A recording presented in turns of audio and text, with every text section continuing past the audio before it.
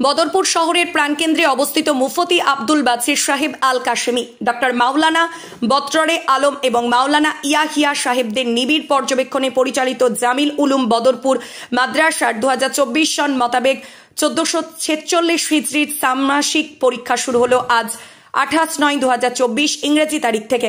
মাদ্রাসায় আন্তর্জাতিক মানের হাফিজি বিভাগ সহ ধরছে নিজামির অর্থাৎ মাওলানা হওয়ার জন্য সম্পূর্ণ কোর্সকে ইসলামী শিক্ষার পাশাপাশি জাগতিক শিক্ষা আপার প্রাইমারি থেকে ক্লাস মেট্রিক পর্যন্ত পড়াশোনা হয়।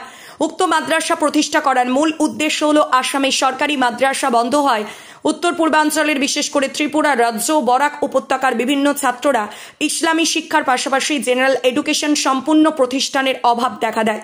সেই অভাবকে দূরীকরণের স্বার্থে উত্তর পূর্বাঞ্চলের এই বুদ্ধিজীবী মুহাদ্দিস ও শিক্ষাবিদদের বিশেষ পরিচালনায় আবাসিকভাবে চলিতেছে। মাদ্রাসায় করিমগঞ্জ, হাইলাকান্দি, শিলচর সহ ত্রিপুরা রাজ্যের উত্তর ত্রিপুরা, কৈলা সহ সুনামুড়ার ছাত্ররাও পাঠরত রয়েছেন। মাদ্রাসা শিক্ষকরাও ধর্মীয় শিক্ষার পাশাপাশি জেনারেল শিক্ষিত। তাই আপনার ছেলেকে যদি উভয় শিক্ষায় শিক্ষিত করানোর জন্য এক নির্ভরযোগ্য প্রতিষ্ঠান খুঁজছেন, তাহলে আজকেই যোগাযোগ করেন মাদ্রাসার অ্যাডভাইজার কমিটির নির্ভরযোগ্য সদস্য হযরত মাওলানা মুফতি আব্দুল বাসিত আল কাশেমি, মাওলানা ডক্টর বদরে আলম সাহেবের সঙ্গে। আল্লাহ তাআলা যেন উক্ত মাদ্রাসায় তাহার স্বপ্নে বাস্তবায়িত হওয়ার তৌফিক দান করেন। আমিন।